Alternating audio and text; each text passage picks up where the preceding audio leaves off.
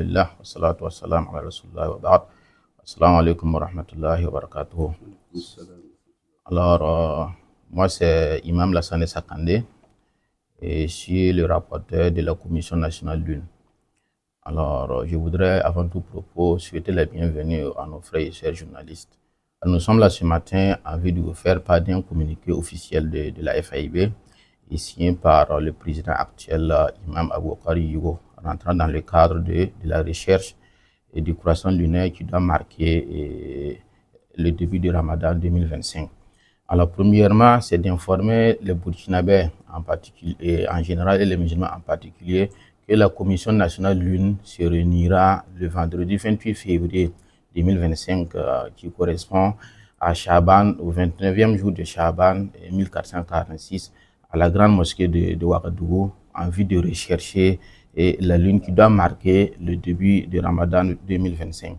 Aussi, c'est de dire que tous les éléments de la FAIB ont décidé que c'est la vision sur le territoire burkinabé qui doit être prise en compte pour débuter ou bien pour rompre le jeûne du Ramadan. Alors, c'est aussi informer toute personne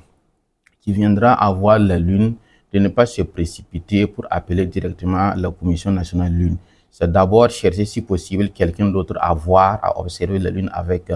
elle, et par la suite informer l'autorité locale, religieuse locale, soit l'imam, afin que ce dernier informe la FAIB régionale qui va par la suite maintenant rentrer en contact avec la Commission nationale Lune afin que nous puissions, étant donné le caractère très sérieux de la chose, si tout le monde appelle alors qu'on ne connaît pas qui est qui, il peut arriver que des gens s'amusent en appelant pour donner des fausses informations. Aussi, c'est d'informer les musulmans d'être patients et attendre le communiqué officiel de la FAIB qui viendra dire qu'on a vu la lune ou pas. Alors là, le communiqué se fera le plus tôt possible, mais nous vous demandons d'être patients jusqu'à 22h30 parce qu'il peut arriver que l'information soit venue, mais la vérification, le recoupage à travers toutes les régions peut prendre du temps. Et par contre, nous vous demandons un peu de patience. Aussi, c'est de dire que nous avons décidé que c'est la vision à l'œil nu de la lune qui est prioritaire. Et même si nous sommes souvent appuyés par l'université de Ouagadougou à travers des équipements technologiques en vue de rechercher la lune. Alors, c'est aussi de dire que chaque région de la FAIB va disponibiliser les contacts afin que toute personne voulant rentrer en contact avec eux puisse appeler. Mais pour ce qui est de la Commission nationale Lune, le président lui-même, c'est Dr Tidiane Ouedraogo, qui répond au 67 34 34 87. Et aussi un autre membre, c'est Dr Massi Yaogo, qui répond au 78 66 44 41. Et moi-même, Lassane Sakandé, qui suis le rapporteur de la commission, moi je réponds au 71 26 67 40. Sur ce, je vous remercie. Wassalamu alaikum wa rahmatullah.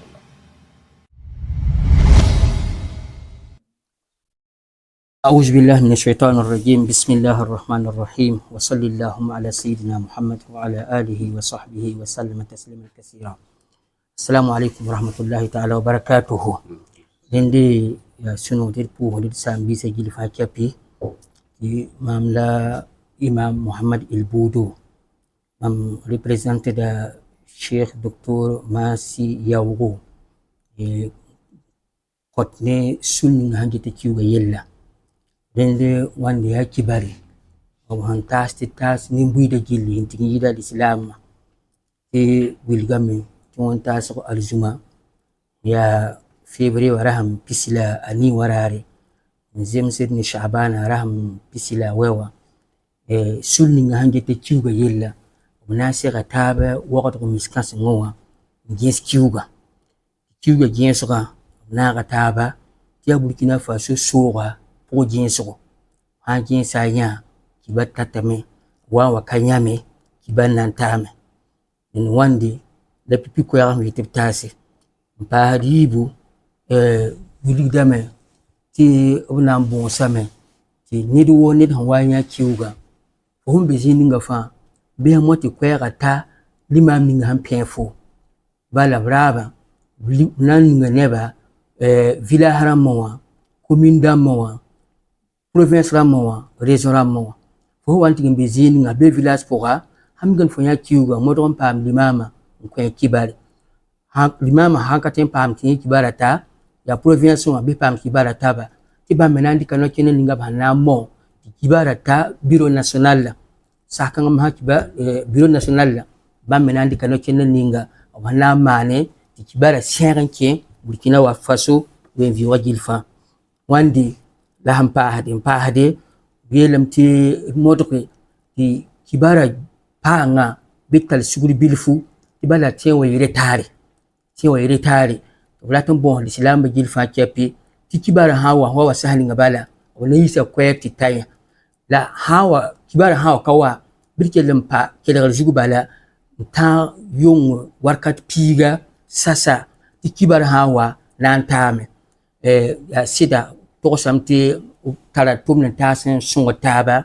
ke ni kiuga jesugo fumtir par beme be waga dugu université wa tumna taba la yinla ya han sungo de kale tumna menga jesugo menga yad menga jehande menga nini nya nan han pa hade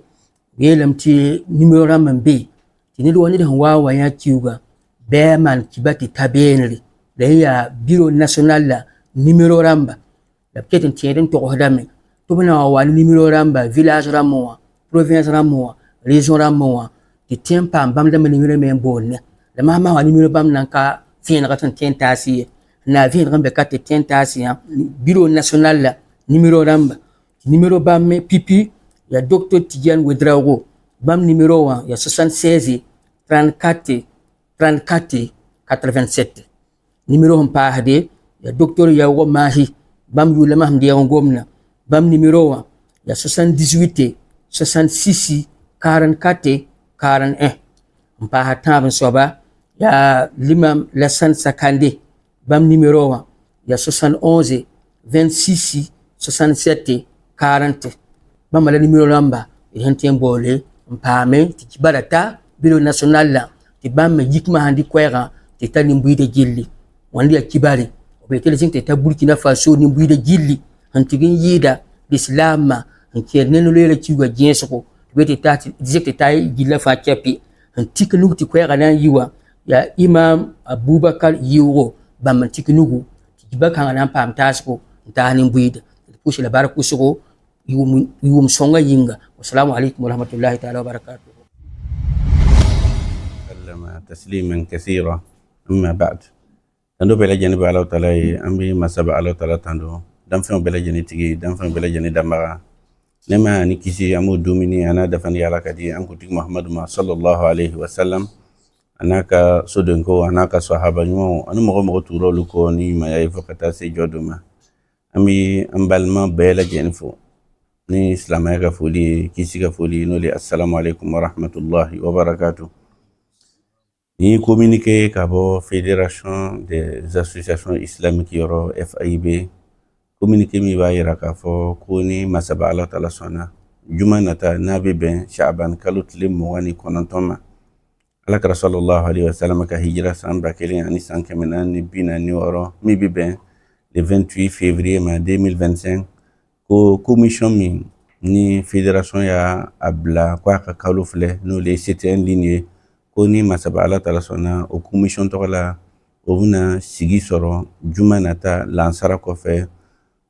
communauté musulmane ka misirbara wagatu kono o commission ni kibaria bana lame o commission lo yoro o commission ni bara weretara ole ka fle kalu duna kalu bora sungal kalu duna kalu bora nala tarsona o commission ni o sago ya tara ka bla o commission loka ben kun kera ka fa ko Burkina kono ya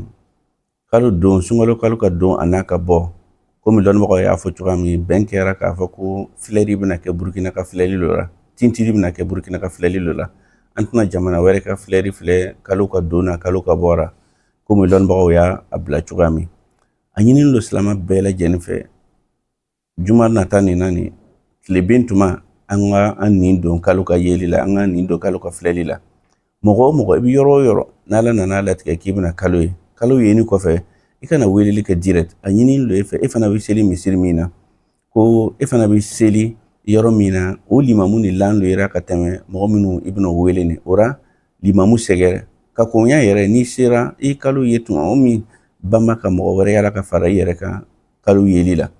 ni sira ka mo were soro ka fara yere ka alhamdulillah ni ma mo were soro ibna muke ibna limam segere limam lo sisa bina fele na soro bi village ra ala ke la sigidum bi village ra fédération bambara o yoron na asira ka coordination régional bla asira ka coordination provincial bla village ra fara point focaux be ora ni ya village ra bamaka o tigra mo segere ni ya province ra be bamaka la sigide minu blara e bamaka o tigra mo segere iken ko ka misiri mo segere ka ba limam lo bna flesisa abna tagabolo mita ka se numa région fana bna flesisa akera komi angala yini miye kibare bna bo coordination régionale ou provinciale aura cassé coordination nationale ma mo kana welel kete ko ne kalo e ko mu barka welel kete parce que eloni to mena bora ke liman fe cassé la sigide numa régional ou provincial ou akachara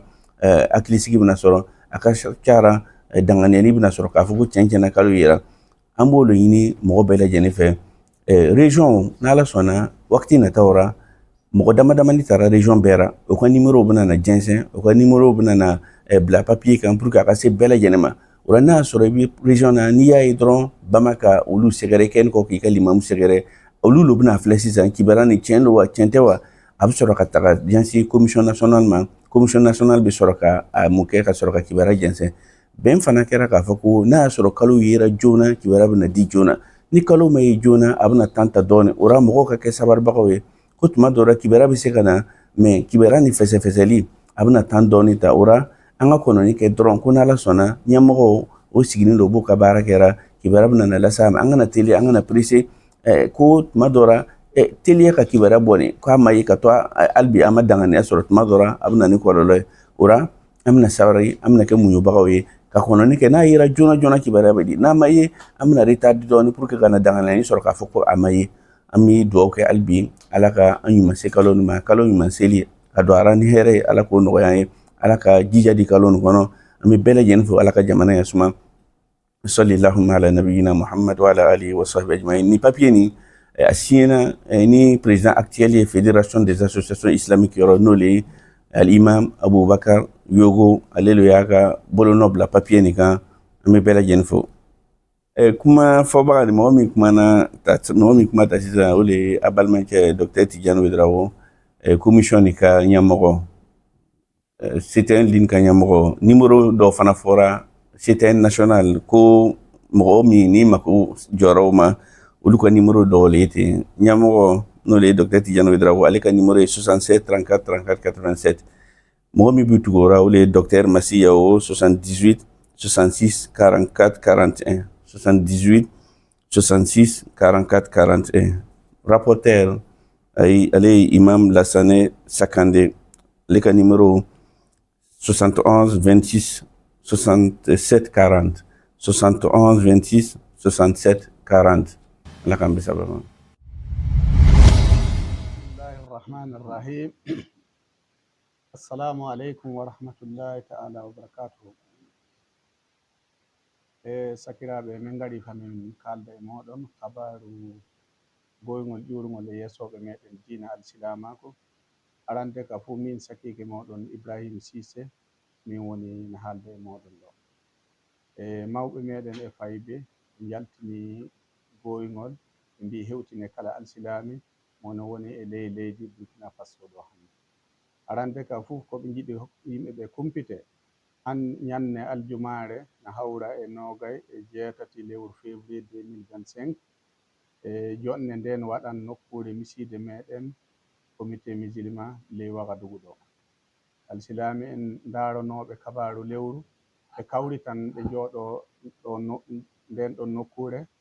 ñande nden na hawra 29 lewru meɗen saban hitande meɗen hijrade 1446 belle si jonne nde waɗi e ley miside meɗen lum mango nde ɗum wonno to comité musulman ɗo inchallahu ɓe daranno e wattede kabaru lewru ndu famane e kala jihaji le Burkina Faso ɗo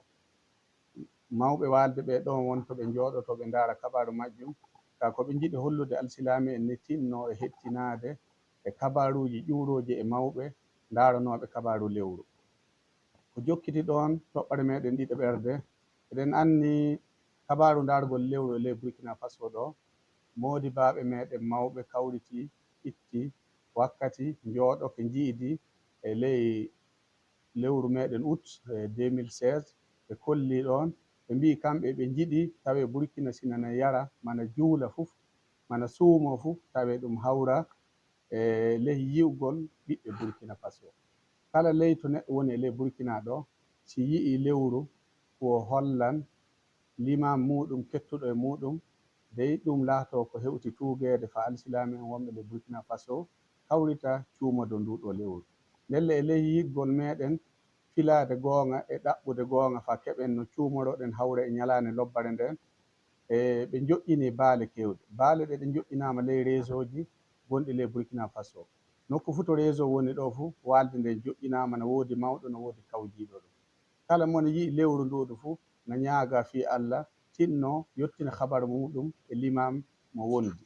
Sabu o fu no woodi limam mo juldata e kala wakkatiji. So a hewtini limam o habaru o fu limam o hooƴan haala ka yottina mawɗo walde e ley réseau moɗon. Mawɗo walde e réseau o to hooƴan haala ka hewtina bureau national Wagadugu ɗo. Ndelle ɗum won ko ɓe ndokoto kala alsilam to woni e ley Burkina wattana hoore muɗum hakkillo e filade nduɗo lewru. Si yi'i du fu tinno hollira no ɓe kolliri ni. No ɓe kolliri ni wonno kolla yeesojo maɗa e diina mo ɓurɗa ɓattodurde emo kawtuɗa e genni emo gonduɗa laatane seede ha habaru o heɓa laaɓa. Ɗum wonko filete. Sabu haqiqa suumogol Burkina Faso wonano e ley yi'ugol ɓiɓɓe Burkina Faso. En ɓilaki e yi'ugol leydi ngondi. So Burkina yi'i tan ɓiɓɓe muɗum ji'i lewru tan cuumoɗe ji'i jare. Hay ɗum wonko mawɓe ɓe mbi kolle ɗen fa hannen. Kala alsilamu fu tinno watta ɗum e hakkille muɗum. Caggal ɗum fa hannen eɓe jiɗi yimɓe ɓe paama kabaru noddali ɗi ɓe darna noddali e bureau national o fu holla walde muɗum ne wondi e ley réseau ma ley province muɗum ma ley commune. Tawe to wonto noddata kolla kumpita ɓen annima ɓen mbawi seedanadema ɓe sakito kewtina walde mawne wonne Wagadugu ndo. Ndelle ɗum wonno ko ɓe kolli ɓe mbi kala alsilami mon woni e ley Burkina hanne fu wattana ñalande nden hakkillo. Ɗum o ñande aljumare warore nde tinnoɗen piloɗen lewru ndu no sariya holliri noon dow to ji'en cuumoɗen ji'en jare. Hay ɗum wonno mana goygol ngol walde meɗen mawɓe alsilami en FIB hokki de jonle min ngari min jottinani on habaru o. Caggal ɗum ɓe kokki numéro ji bureau national. Bureau national o mawɗo muɗum on e docteur Tidiane Wedraogo kam wonno mawɗo no woodi numéro muɗum 96, 34, 34, 80. Ko jokkiti docteur Massi Yawgo numéro muɗum 98, 66, 44, 44. Ko jokkiti fa hanne tataɓo on o wonno Lassane Sakande kamɗo numéro makko 71, 26, 67, 40. ɗum wonno ko sakitori e ley numéro makko 40. Ndelle ɗiɗo numéro ji won gonɗi bureau national ka ko kolla ɗon ni onon ka tinnoɗon e heɗanade ɗi kala wakkati fuf gilla jom faɗa hewti 22h. Sabu habaru on si heɓaka law fu tila yimɓe jooɗo kettinani bureau mawɗo on. Si heɓama lawdu on keɓan goygol ngol gilla ko yaawi. Hay ñalande nden du e mawɓe ɓen kamɓe kawritata jooɗo toon nokkure nden. Hay neɗɗo fuf mona laati mawɗo golle meɗen o e tikkuɗo jungo muɗum e dow signature o wiyete Aboubacar Yugo kan wonko hokki goygol ngol wi alsilami en wonɓe Burkina Faso jottine. Allah wartir jam e hoolare e ley leydi meɗen. Allah hokku en woni adunaru e lahara. Allah jaabu du'awuji meɗen. Allah hokku en suumade. Assalamu aleykum wa rahmatullahi ta'ala wa barakatuhu.